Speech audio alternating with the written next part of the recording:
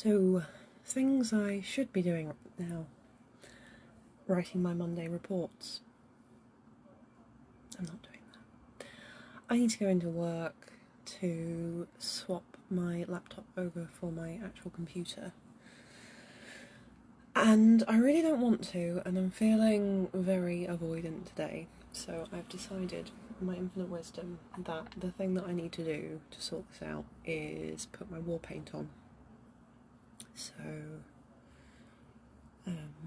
being as I've gotten back into makeup recently, you know, I thought it makes sense. I'm going to work and I don't want to look exactly like I've just stepped out of a club night to come and swap my tech over. So I'm going to try and do something vaguely natural looking with my face. Just like me but better rather than me but glam. Yes, sorry, this is going to be a Monica puts on makeup video rather than anything else. No fire, no cats.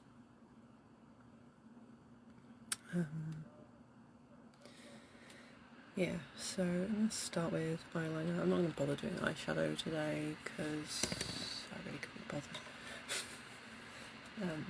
So start with eyeliner because it's the thing that's easiest to fuck up. I still actually have blue glitter in my lash line from the blue stuff that I was playing with the other day. Despite the fact that I've had like 2 showers and done lots of makeup remover stuff, so yeah, this sleek eye art precision liquid eye colour, basically permanent. So you know, that's fun. Yeah, so I'm gonna do this.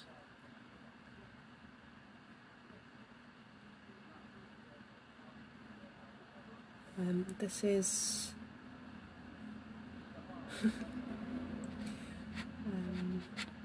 this is the Maybelline Eye Studio gel eyeliner in brown that I'm using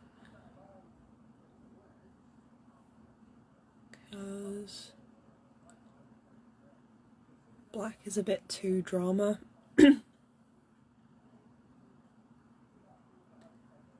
For leaving the house on a Monday lunchtime.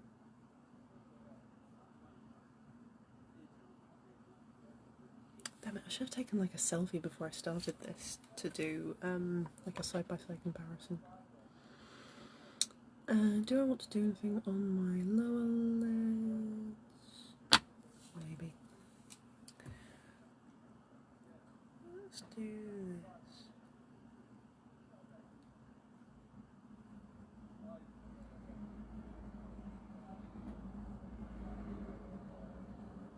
So, fun story. When you take off eyeliner, when you've done it like this, what happens is it does come off, but you end up with like these gloopy bits of coloured stuff in your eyeball.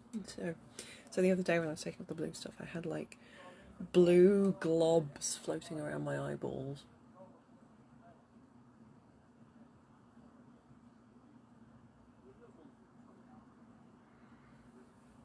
Which is, as you can imagine, a bit alarming. So yeah, eyeliner, no eyeliner, eyeliner, no eyeliner. Makeup is fucking magic, yo.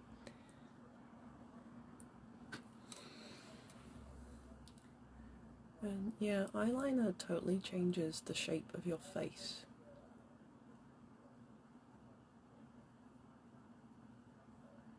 Which is kind of cool.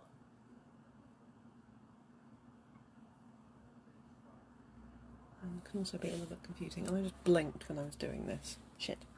That was not helpful. Come on.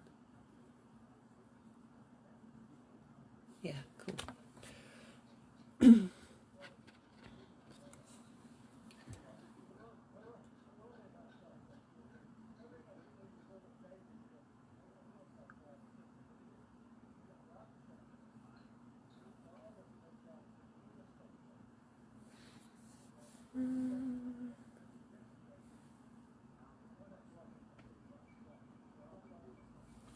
concealer is like the fiddliest and most time consuming bit of any face that I do, just because I haven't been very confident with it.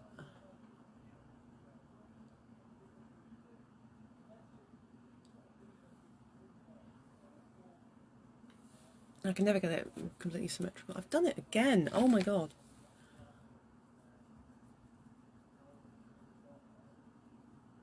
Stop blinking, you silly cow.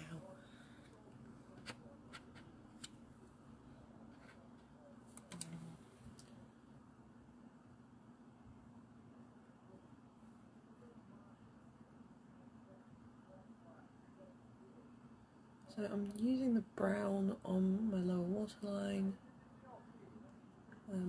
For a true natural look, you'd probably actually want to use a white or a cream on the lower waterline, but I find that it makes me look a little bit like a zombie, so I'm not doing it.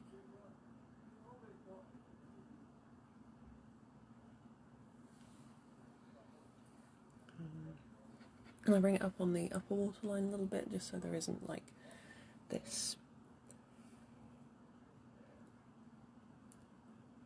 pile of pink excuse me, like just pink skin showing when it's supposed to be all like dark and dramatic. There. Right. Already looks... I mean, I think I already look completely different with eyeliner on as opposed to not, but I don't know. I'm not sure if my judgment is going to be the best on this, because I only know what I look like to me. I don't actually know that much about serial killers. And there's lots of different things I could talk about while putting makeup on. But of course, now I've said that, I have forgotten literally everything I've ever learned about in my life. So, you know, that's cool.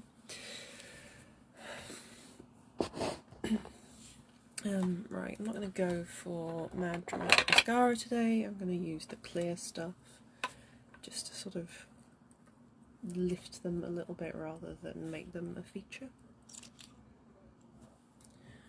Clear mascara is like every teenage girl's favourite thing, because you can wear it to school and no one will be like, oh, you're wearing makeup, but it just makes you look a little bit more put together.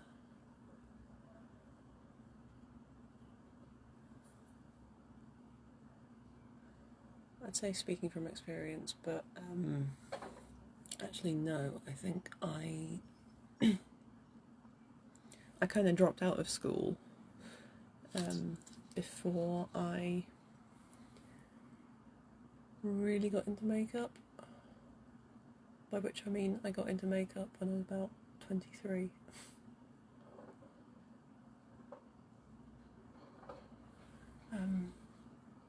Oh, I mean, I could tell you about the murderers that I went to school with. So back when I was a little delinquent, so I'm using power tools outside. It's bloody freezing as well.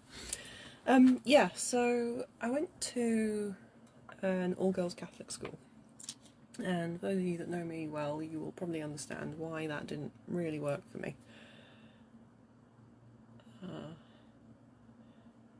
And also anyone that's been to an all-girls Catholic school will know exactly what kind of hell that involved. So yeah, I dropped out when I was about, I think I just turned 14. And the, education system didn't notice that I wasn't going to school for nearly 2 years. So I just kind of got away with spending a couple of years in my teens basically piss drunk out of my skull. going to a lot of live music and kind of having the time of my life, to be honest. No regrets, that was fun. Like, I got into a lot of trouble and ended up with a various amount of emotional difficulties because of it, but the music was good. And, you know, if I could go back, I'm not actually sure I'd change all that much, because it kind of worked out. So anyway, once the education system noticed that I was not attending school, I had to go to this interview thing with like social workers and stuff, and yeah, there were no orgies at my all-girls Catholic school. It was mostly violence. Teenage girls are vicious.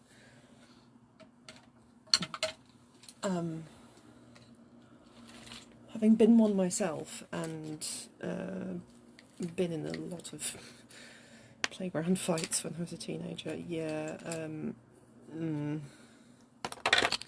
that is a whole thing. I mean, also it was in South London, so that probably skews the data somewhat.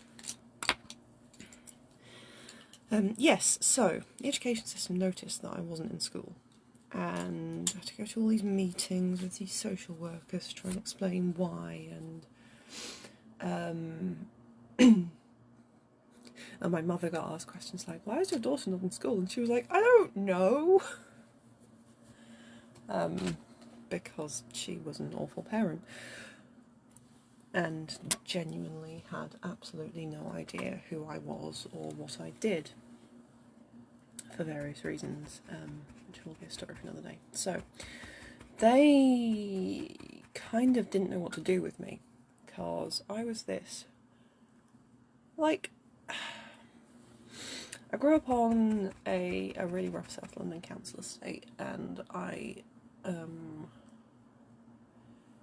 you know, I can be a bit rough and ready and a bit fighty, and I'm not exactly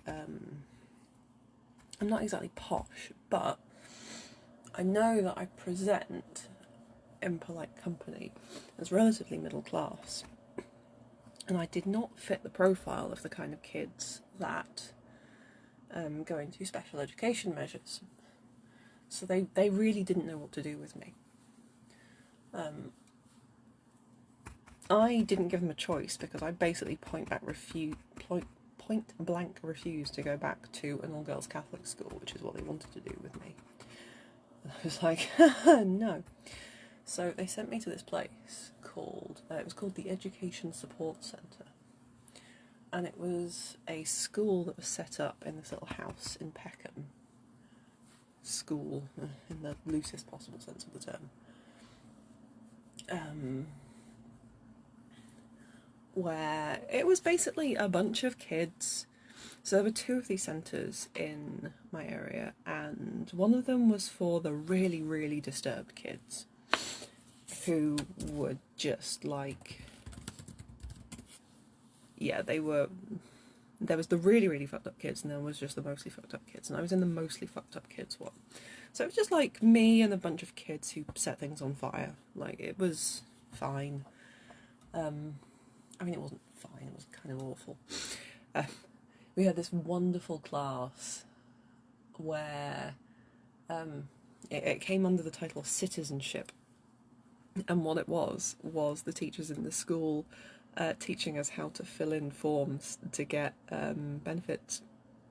True story. And I'm sat there doing this like, wow, your expectations for these kids are not very high. So yeah, I went to the school, and I mostly kept myself to myself. I was like the little goth kid in a little remedial education centre full of very, very rough kids. I'm like, I can hold my own, but I very much did not fit in, and that's probably a good thing, ultimately. But, yeah, so I got into a bit of trouble with various kids there where they'd argue with me and call me names and call me posh, and I'm like, yeah, fuck you. And there was one particular day where I was leaving school and I was walking down the road to the train station, and these two lads following me out of school. Like, I think I'd left early for some reason. They weren't particularly big on timekeeping at that place. I think they were just glad that we showed up at all. So yeah, these two lads followed me and they're shouting at me down the road and I couldn't actually hear them, so I stopped and I turned around and I'm like, what? And I won't go into the South London dialect they use, but basically they were asking, would you stop and give us a blowjob? And I'm like, no. No. Bear in mind, these kids were like 13 and 14 at most. Like, it was weird. So I'm like, no, that ain't happening. I was, 15 or 16 at the time? Not happening, lads. Go home. They did not like this answer. And so they start walking up to me and they're giving it the big I am. And I'm there, and I'm literally stood in the middle of this road on this residential street. We weren't on the pavement at all because I was too cool to play by the rules. And I'm like, I'm going to walk in the middle of the road. Cars can go around me, bitch. So they walk over to me, and they are upset because I do not want to give them a blowjob in the middle of the street. And they're like, oh, you're not going to do that, are you? Right, well, we're going to jack your phone and... Again, I won't go into the South London dialect, but they were essentially threatening all kinds of intimate violence on me. Which, to be honest, where I come from, that's a pretty normal conversation with some random lads in the street. Like, it sounds awful when I'm retelling it now, but it was just kind of day to day, and I know how to handle myself. It's fine. And I never actually got any trouble, in any trouble on the streets. So yeah, they're coming towards me, a pair of them, and they're a little younger than me, but they're both fairly big lads, you know, by teenager standards. And I stop and I turn around and I'm dressed full goth because apparently that's what I did. That was my little way of rebelling against the chav school for chav kids that set things on fire. It's like, yes, I'm going to come in looking like a Victorian vampire. Young Monica was very, very silly. So I'm there. I'm dressed like a Victorian vampire. It's the middle of summer. I'm standing in the centre of this residential street. There's sun shining through the leafy trees by the side. There's police tape on one of the houses opposite from where some like drug dealer had shot his girlfriend the previous week. It's a beautiful day. Just setting the scene there. No cars are coming, and I stop and I turn around and I draw myself up to my full height. I was already 6 foot by then. And I said, alright, fucking try it. Come at me. Literally stood there. Fucking fight me. You want to give it a go? You want to give it a go? I'm going to make this hard for you. Not in a way that you'll like. And I'm yelling and very, very angry and clearly just fucking crazy. Like, out crazying people that are trying to be awful to you is a really, really good way to make them be like, I'm rethinking this situation. Because the moment they think they're going to get into any harm themselves, they're like, actually, yeah, it is Monica's World of Fun and Light. So I'm like, come at me, try it, come on, I dare you. At which point they're like,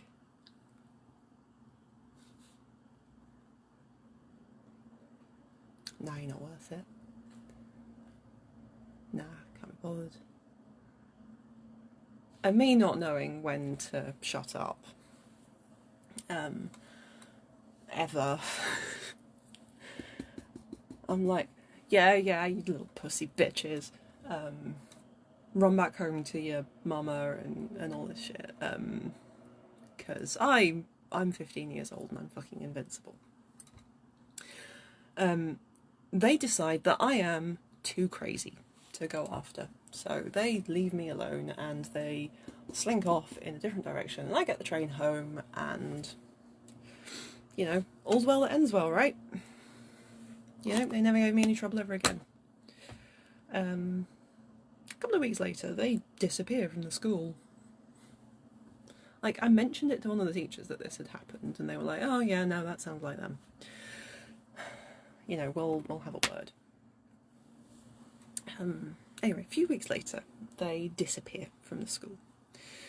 And I didn't really think anything of it because it was one of those places where kids come and go, and you don't really comment on it because, you know, maybe they've been kidnapped, maybe they're dead, maybe they are now in foster care, maybe they've gone back to real life. That last one never really happened. So yeah, didn't really think anything of it.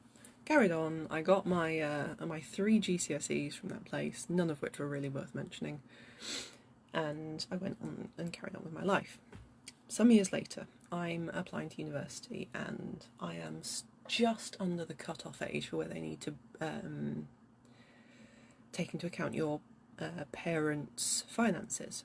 So I needed to somehow prove to the student loans or UCAS or whoever it was that me and my mother were no longer in contact and she would not be financially supporting me. This was a lot more difficult than it sounds because I knew basically no one that could vouch for me on this who they would accept as a witness. So I did a whole bunch of Googling and I found the head teacher of the school for teenage delinquents that I was at. I found her personal tutoring page and I'm like, I'm going to have to get this upon. Sent her an email. Her name was Beverly. I'm like, hey, don't know if you remember me. You used to teach me a bit in this place. I need someone to tell the student loans company that my mother is a dysfunctional idiot.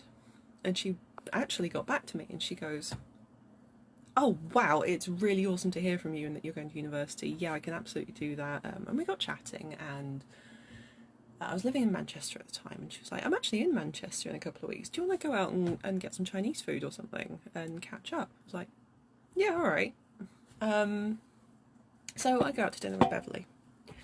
We go to this Chinese restaurant in Manchester and it's very nice and we get chatting and she says to me, you know, you are the only kid from that place who has ever gone on to even try and get into university. So I am more than willing to bend over backwards for anything that you're doing. Cool. So I'm like, oh, you sweet lady, thank you. And we start talking about some of the other kids that went to the Centre for Delinquents. And that's when I found out why the 2 lads who had tried to attack me in the street disappeared. They were the Preddy brothers. For those of you who don't know the meaning of that name, the Preddy brothers were they were 2 of the group of kids that killed Damilola Taylor. That 11-year-old who was murdered by a random bunch of teenage thugs in Peckham when I was about 15. That was about a week after my encounter with them.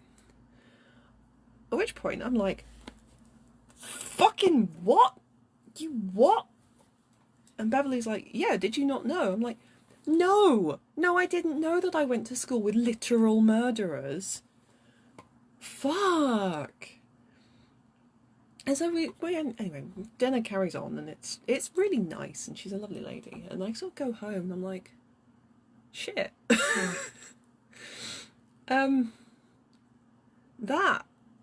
That could have gone very, very differently. Yeah. So yes, I can't talk about serial killers, but I can talk about as Cole says, being too crazy and too white to murder on a whim. It was weird. Yeah, so that's kind of always... It's always been this thing in the back of my mind that had I been less crazy that day, I might have been dead. Shit.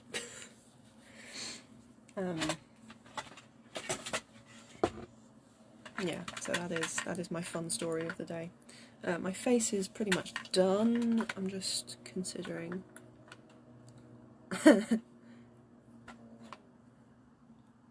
I'm considering what to do with my lips, because I can't actually find my lip balm that I normally wear. That.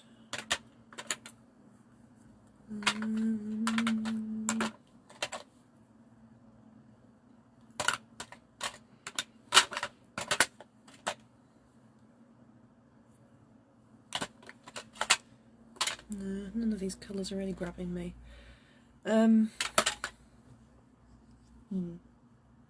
Maybe I will just go with normal boring lip balm, because I think this is a pretty good face. It is war paint enough that I feel a little bit more prepared and put together, but it is not, it's not overly dramatic, I don't think. Anyway, yeah, this has been Makeup and Murder Stories with Monica. I hope you all had a lovely time. If I'm feeling really, really extravagant, I might even brush my hair. Wouldn't that be a thing? Yeah. So, have a lovely day, everyone.